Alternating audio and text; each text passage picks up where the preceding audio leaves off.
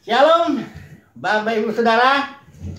Kita meneruskan studi kita kristalisasi, dan ini sudah kita Tesalonika, tema yang kedua ya. Kemarin kita ambil tema tentang motivasi daripada pelayanan seorang hamba Tuhan, Paulus, yang telah ditetapkan Tuhan menjadi contoh ya.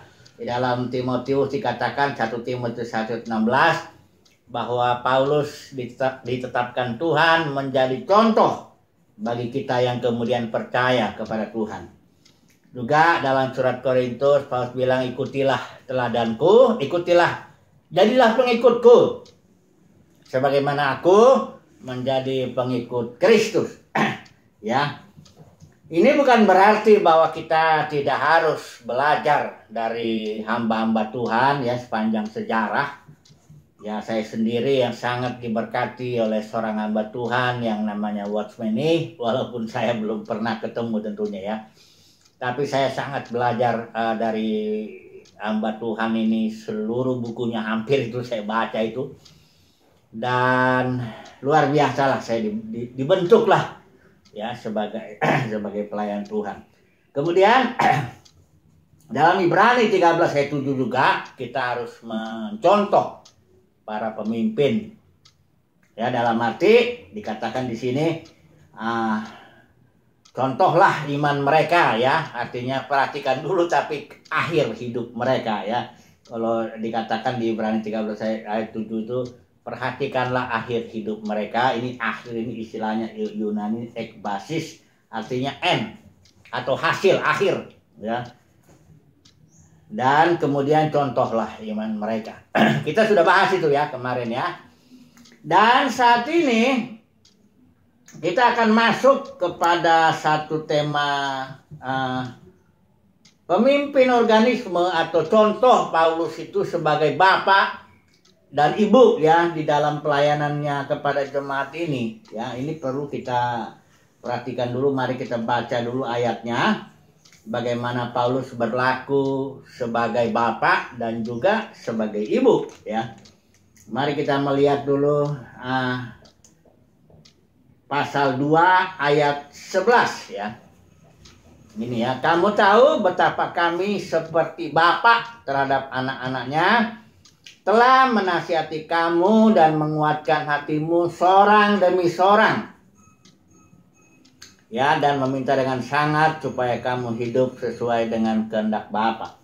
Jadi di sini Paulus berlaku sebagai bapak, kemudian juga yang berlaku sebagai ibu itu juga ada di sini ayat 8 pasal 2, demikianlah kami dalam kasih sayang yang besar akan kamu, bukan saja rela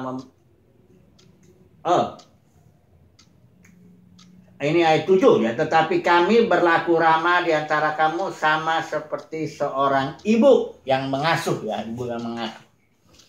Nah, hari ini ini kelihatannya perkara sederhana ya, menjadi bapak dan menjadi ibu bagi orang-orang yang kita layani serta menasihati seorang demi seorang ya.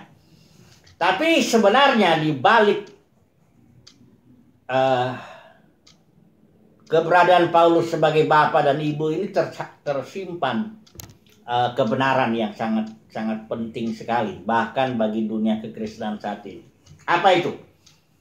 Bahwa kebenarannya ini, bahwa Paulus sebagai contoh ya, sebagai bapak, ini berbeda dia dengan dalam dunia kekristenan yang banyak manajernya di sana. Ya, berlaku bukan sebagai bapak pemimpin ini, tapi sebagai manajer. Jangan dulu cepat-cepat dulu. Saya mau mencoba menjelaskan perkara ini penting karena banyak orang pikir ya, sebagai pemimpin ya orang harus berlaku sebagai bapak dalam suatu bapak keluarga besar kayak gitu ya. Atau harus juga seorang bapak dalam keluarga harus sebagai manajer juga ya, yang mengatur ini dan itu anak-anaknya. Tapi tunggu dulu ya. Coba dulu kita renungkan. Karena saya melihat perbedaan bapak dengan manajer itu seperti perbedaan langit dengan bumi. Mengapa demikian? Karena bapak itu hubungannya dengan orang yang dipimpinnya, anak-anaknya itu hubungan darah. Hubungan dalam konteks organisme. Ya. Sementara manajer dengan bawahannya itu hubungan dalam konteks organisasi. Ya. Sehingga seorang bapak di sini katakanlah Paulus bilang kami bisa menasihati seorang demi seorang ya karena memang bapak dengan anak itu ya anak nggak akan banyak jumlahnya kan. Dia bisa dia sangat mengenal sekali ya anak-anaknya ya. Dia bisa satu persatu lah ya dia bisa memimpinnya. Sementara kalau manajer tidak perlu dia mengenal bawahannya. Ya, manajer itu bisa memimpin 100, 1000, 10.000, bahkan 1 juta, 2 juta. Kalau manajer itu dalam arti pemimpin politik, dia bisa. Itu ya, Pak Jokowi, presiden kita kan memimpin 170 juta rakyat Indonesia lebih itu ya. Dan itu bisa. Karena manajer menggunakan alat yang namanya organisasi. Nanti kita akan melihat itu ya. Untuk dia mengelola, mengatur, dan mencapai tujuan bersama. Jadi bapak itu lebih bisa dia berlaku sebagai gembala yang baik daripada manajer. Karena dikatakan dalam Yohanes 10, gembala yang baik Yesus membandingkan dirinya ya dengan ahli Taurat orang Farisi itu. Itu bilang seorang gembala yang baik itu dia pertama ya mengenal dombanya. Kedua, dia mau mati, menyerahkan nyawanya bagi domba-dombanya. Sementara seorang manajer tidak perlu memang dia mengenal bawahannya seperti apa. Karena dia sudah bikin suatu sistem yang namanya, ya kalau manajer kan tugasnya kita tahu tuh, dia membuat perencanaan, dia membuat pengorganisasian, suatu proses menempatkan orang-orang, merekrut dan sebagainya, kasih tugas, job desk dan sebagainya. Udah lengkap di situ ya, organizing itu. Kemudian dia bikin sistem kontrolnya. Nah, leadershipnya dulu dia memimpin ya dengan kata-kata, dengan beri motivasi, semangat dan sebagainya. Kemudian dia bikin sistem kontrol, jadi dia bisa mengontrol 100, 1000, 10.000, 1 juta, 2 juta dia bisa. Tapi itu bukan gembala. Gembala itu Yesus bilang yang baik ya. Kalau gembala yang baik itu pertama dia mesti mengenal dombanya. Itu gembala yang baik. Nggak mungkin lah seorang manajer mengenal bawahannya kalau udah 1 juta, 200, 10.000, 20.000, nggak mungkin lagi. Ya nggak usah bicara mati bagi dombanya lah, yang nggak mungkin. Nah seorang gembala yang baik dia menyerahkan nyawanya. Nah potensi ini gembala baik ini hanya mungkin seorang bapak yang bisa melakukan itu. Karena bapak paling punya anak berapa? 3, 4, 5. Atau 2 anaknya ya. Jarang orang punya anak 12 sekarang ini. Nah kalaupun 12 itu kayak Yesus punya anak-anak rohani ya.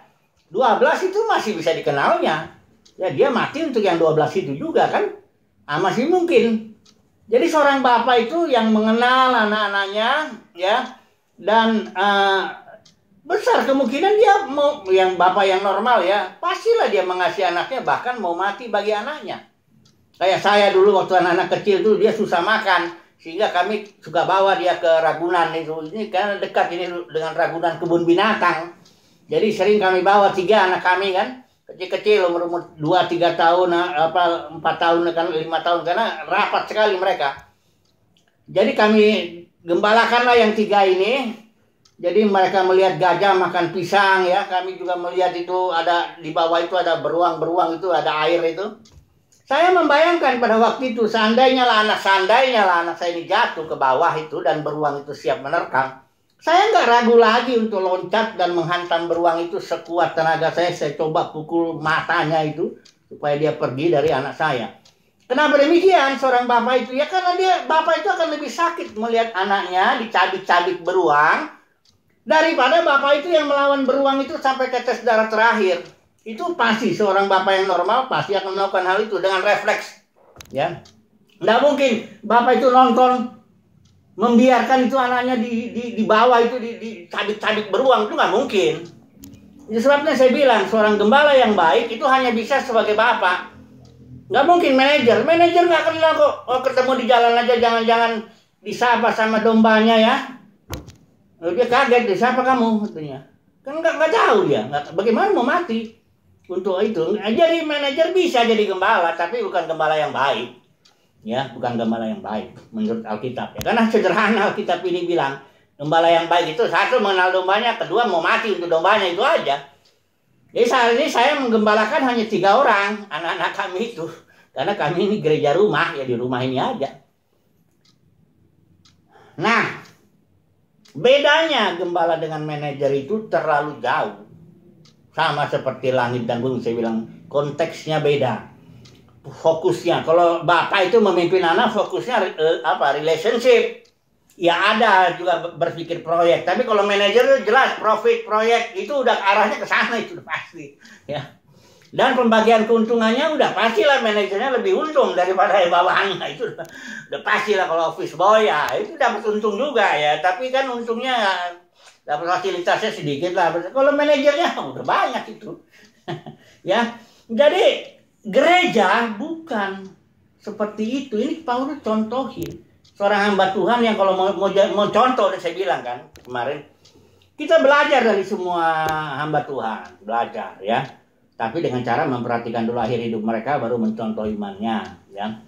Nah, yang seperti hamba yang saya sebut hamba Tuhan itu Watchman ya, dia masuk penjara karena keteguhan imannya dan dia nggak mau kompromi. Waktu itu pemerintahan komunis ya, tahun 1954 ya, China itu dikuasai komunis itu kan. Itu Watchman ini hampir 20 tahun menderita itu, karena di penjara komunis nggak mungkin orang nggak disiksa, itu nggak mungkin. Tapi dia dengan teguh dia tetap bertahan dan dia mati di penjara itu ya, walaupun berkali-kali mau dibilang mau dilepas, tapi akhirnya mati di penjara. Imannya itu sangat teguh sekali, luar biasa ya. Dan kita layaklah mencontoh imannya itu, keteguhannya, ketegarannya itu kan. Nah, ya banyak pemimpin yang kita harus lihat dulu akhir hidupnya ya. Jangan dulu cepet-cepet menilai kalau dia sukses sebagai manajer ya. Saya mau bilang nanti sebentar, di dalam gereja manajer cuma satu, yaitu Tuhan Yesus Kristus. Yang lainnya itu harusnya seperti contoh Paulus, sebagai bapak atau berlaku sebagai ibu ya.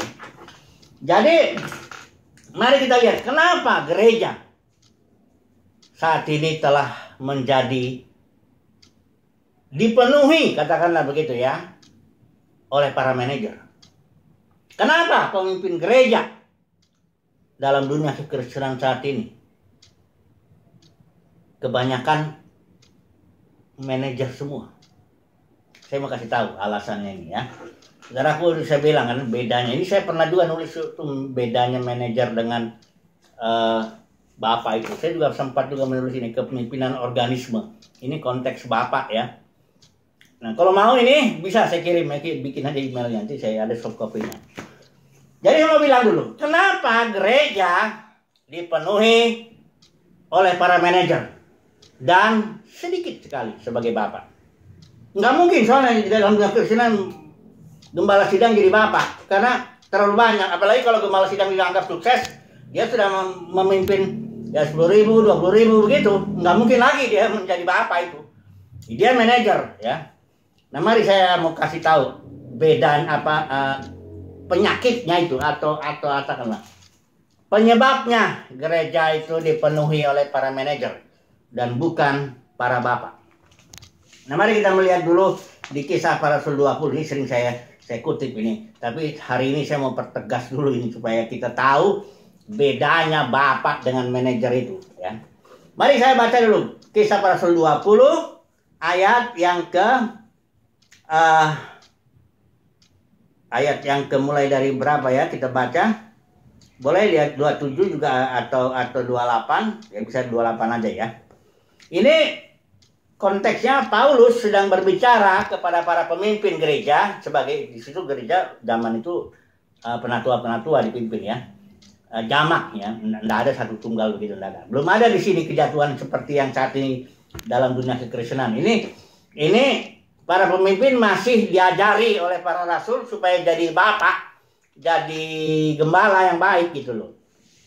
Nah ini ini sedang bicara kepada penatua para pemimpin gereja di Efesus, tapi bicaranya di Miletus. Karena Paulus mau cepat ke Yerusalem. Jadi begini ayat 28. Karena itu jagalah dirimu dan jagalah seluruh kawanan, karena kamulah yang ditetapkan Roh Kudus menjadi penilik, atau ya istilah penilik ini ada presbiteros, ada episkopos. Episkopos itu melihat dari atas, dia fungsinya sebagai para pemimpin. Lihat dari atas, kalau ada serigala masuk. Sebagai presbiteros itu artinya yang tua, yang dewasa imannya. Ini dua istilah Yunani dipakai berganti-gantian. Jadi satu orang, tapi fungsinya episkopos. Keberadaan orang itu presbiteros, tua, dewasa, gitu ya. Kemudian dikatakan di sini sebagai menjadi penilik untuk menggembalakan.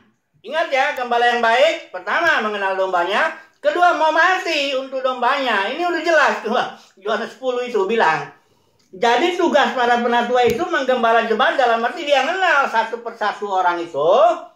Yang kedua mau mati lah, mau menyerahkan nyawanya untuk domba-domba itu ya. Kenapa? Soal ini layak, jemaat itu diperoleh dengan darah anaknya sendiri, darah Yesus ya. Kemudian ayat 29 ini dia Paulus bilang, aku tahu, dia nggak bernubuat, dia bilang tegas dia bilang, aku tahu bahwa sesudah aku pergi, serigala-serigala yang ganas akan masuk ke tengah-tengah kamu dan tidak akan menyayangkan kawanan itu. Bahkan ayat 30 ini dia. Dari antara kamu sendiri akan muncul beberapa orang yang dengan pertama ini ya, ajaran palsu berusaha menarik murid-murid dari jalan yang benar. Artinya dari jalan mengikuti Roh Kudus. Karena ibadah zaman itu adalah suatu ekspresi kehidupan sehari-hari yang dipimpin roh. Itulah ibadah. Nggak ada gedung, nggak ada ritual, nggak ada organisasi, nggak ada macam-macam. Ya. Jadi ibadah di zaman itu adalah dalam roh dan kebenaran, artinya mengikuti pimpinan roh. Itulah jalan yang benar itu yang dimaksud Paulus. Tapi nanti ditarik oleh para pemimpin dengan apa? Dengan ajaran palsu. Ingat ya, palsu itu tidak harus yang beda dengan yang asli ya. Sudah tahu kalau orang bikin uang palsu, ya tentu dia nggak mau, dia beda banget dengan uang aslinya ya, pasti sama ya, kayak perpuluhan, itu ajaran palsu itu. Buah sulung palsu itu, karena sebenarnya buah sulungnya di perjanjian lama tuh memang berbentuk hasil tani dengan perpuluhan, tapi dalam ini orang. Dan perjanjian baru itu palsu ya. Macam-macam lagi nanti suruh ibadah dengan mengutip Ibrani 10:25, harus di gedung ini, harus di gedung itu gitu ya. Itu udah saya banyak singgung itu. Apakah dengan ajaran palsu tujuannya apa? Berusaha menarik murid-murid. Jadi ditarik murid-murid. Karena sebenarnya para pemimpin ini menurut yang Efesus itu hanyalah rasul nabi pengajar memperlengkapi ya. Sebagai para penatua memperlengkapi dengan ajaran, dengan nasihat, dengan kuasa Tuhan sebagai memperlengkapi, bukan menarik. Beda ya. Memperlengkapi itu artinya memberikan apa yang ada sesuai karunia para penatua itu. Ada yang karunia pengajar, ada yang karunia penginjil, ada karunia gembala. Memperlengkapi. Nanti orang kudus itu yang melayani. Beda ya. Ini menarik. Sama seperti para manajer tuh rekrutmen. Ya, itu tugas manajer. Menarik dulu dan diseleksi dulu, gitu kan? Baru ditempatkan dalam satu struktur, katakan begitu ya. Nah, ini Paulus bilang, kau akan melakukan seperti itu. Menarik dengan ajaran palsu, menarik murid-murid dari jalan yang benar supaya mengikut para pemimpin. Nah, makanya sekarang ini manajer-manajernya ya ada yang bahkan nama pemimpinnya ya Calvinis, ya Lutheran, ya Wesleyan, ya macam-macam ya. Menarik ya, supaya mengikut mereka, bukan mengikut Tuhan lagi. Jadi para pemimpin ini kayak manajer narik kepada dirinya dan mengikuti manajernya. Karena manajernya ini yang punya, katakanlah pemimpin dalam arti yang seharusnya Yesus yang duduk situ. Makanya sudah lihat dalam kisah para rasul, pergerakan gereja itu. Manajernya Yesus ya. Yesuslah yang milih Paulus, Barnabas ya. Yesus yang mengarang melalui rohnya ya. Menginjilnya ke sini, nggak boleh ke sini, begini sebagainya. Dia suruh Filipus menginjil Udah gitu pergi dari situ, nggak ada istilahnya program-program manusia, nggak ada. Pokoknya semuanya diatur. Orang memberi juga begitu. Digerakkan Tuhan, memberikan ada ladangnya, ada begini-begini, semuanya ya, uang itu dipakai untuk orang-orang miskin begitu. Itulah kondisi organisme gereja mula-mula itu, ya. Sekarang begini, ditariklah ya kepada diri pemimpin itu, ya. Ini bukan hanya udah praktek, sudah menjadi ajaran karena tahun 117 itu seorang namanya Ignatius, itulah yang membedakan presbyteros dengan episkopos. Dibilang para penatua harus ada pemimpinnya, bishop nanti bertarung lagi, aduh, karena ini kan uang dan jabatan ini, adu lagi, ada bishop nanti bishop agung, antara bishop agung adu lagi, nanti ada kardinal, di antara kardinal adu lagi, akhirnya ada paus. Itulah tahun abad ke-5 atau abad ke-6 struktur atau hierarki yang seperti itu sudah masuk dalam gereja. Jadi gereja udah dipenuhi dengan para manajer, ya, nggak lagi bapak, manajer, ya, yang melakukan pekerjaan planning, organizing, leading, controlling begitu, ya. Jadi ini dasarnya gereja itu jatuh. Kenapa jatuhnya? Ya ini awalnya. Para pemimpin dengan ajaran palsu narik orang kepada dirinya, narik jemaat kepada dirinya. Jadi ada yang bilang, itu kan organisasi hanya alat saja. Betul, itu alat. Alat di tangan manajer, bukan di tangan Roh Kudus. Roh Kudus nggak butuh organisasi. Roh Kudus itu butuh orang taat aja dengan Roh Kudus, ya. Ibadah sesuai ibadah dalam Roh itu dengerin aja. Tuhan suruh apa, seorang bekerja di rumah tangga, atau ibu ya, atau seorang bapak bekerja di pabrik, apa, ikutin aja. Kehidupan ibadah itu kehidupan lifestyle ya, gaya hidup sehari-hari itu ibadah. Kalau sekarang kan para manajer bikin aturan.